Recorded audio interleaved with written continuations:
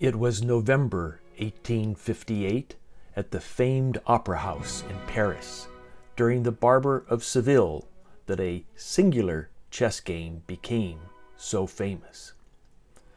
The game was played between the chessmaster, Paul Morphy, and two strong chess amateurs, German noble Karl II, Duke of Brunswick, and le Comte Isouard de Vauvenargues. Duke Karl and the Count Isouard consulted on their moves together during the game, playing as partners against Paul Morphy, the American who had so much fame. For those interested readers who know the algebraic chess game notation, here are all the moves of this famous game. You can play it with this information. The American chessmaster Morphy, on his tour of Europe, was wined and dined by the Duke of Brunswick, who longed to play with the greatest chess players he could find. In November, the Barber of Seville played at the Théâtre Italien. After dinner, the play was attended by these two men and Count Isouard, their friend. The Duke and the Count once more challenged the champ to see if they could make up for their loss. As the performance was just beginning, the three men sat in the Duke's private box. As the play begins, so does the chess match. The Grand Master makes his move, playing white. First, his king's pawn advances 2 spaces, attacking the center to start the fight. The black king's pawn, moved to meet the white pawn, is the response played by the noble pair. Flickering candlelight illuminates the chessman on the wooden board of squares. The next to enter is the white king's knight, attacking the black pawn to force its yield. The black queen's pawn then advances 1 space to protect its friend on the battlefield.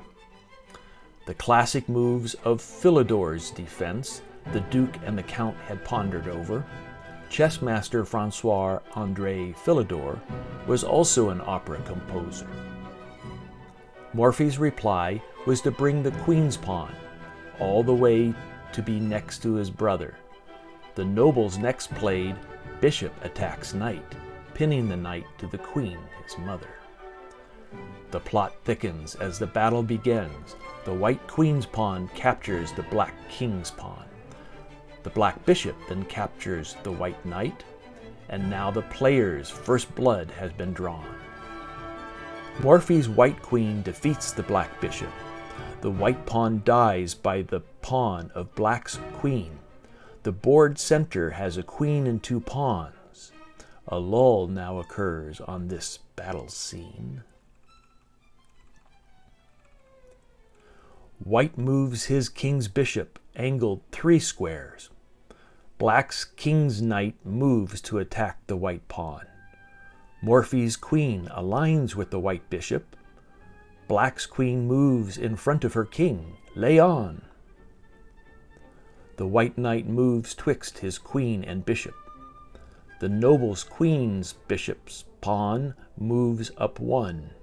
At this point, the game seems quite even. Each player's sides down a piece and a pawn.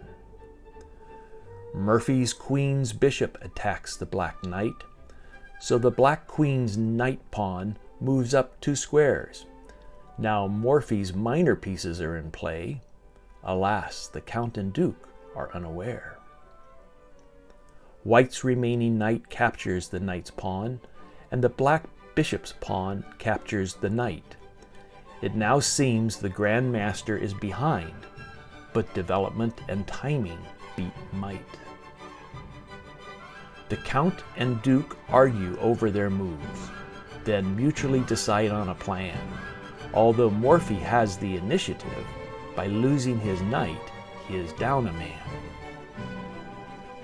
White's bishop captures the noble's pawn. Check. The Duke and Count respond with the queen's knight, blocking the attack, protecting the king. At least for now, the knight's move stops the fight. A clever chess move, White castles his king. To the queen side, the king moves 2 places. Then the queen's rook hops right over his liege, the only time the king moves 2 spaces. Black could also castle the king right here, but chooses to move the queen's rook nearby, next to the king and his knight for support. They are expecting the queen's knight to die. The inevitable attack. White's rook captures the black queen's knight of the nobles. When the black rook takes back and gains a piece, the chessmaster might be in for troubles.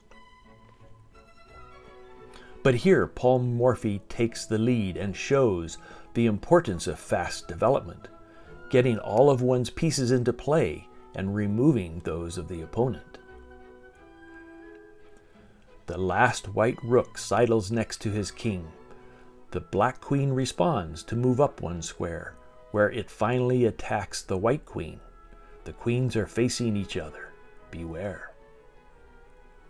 The white king's bishop swoops to take the rook, putting the black king once again in check.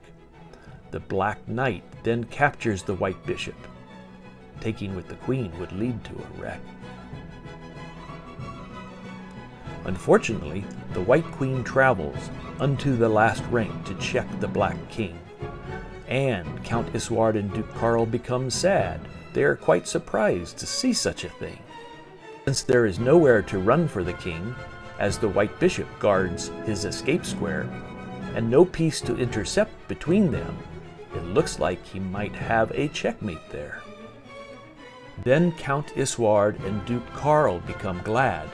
They see something they think the chessmaster must have missed. The black knight can catch the queen, and thus clutch victory from disaster. Alas for them, those 2 noble chessmen, for the chessmaster Morphy understands the immense value of sacrifices during mating combinations he plans. The white king's rook travels to the last rank, surprisingly right next to the black king. Protected there by the white bishop, it's checkmate. The duke and count saw not a thing. Despite the precaution of the nobles, Morphy's piece's rapid development allowed him to win the game, even with the loss of his piece's impediment.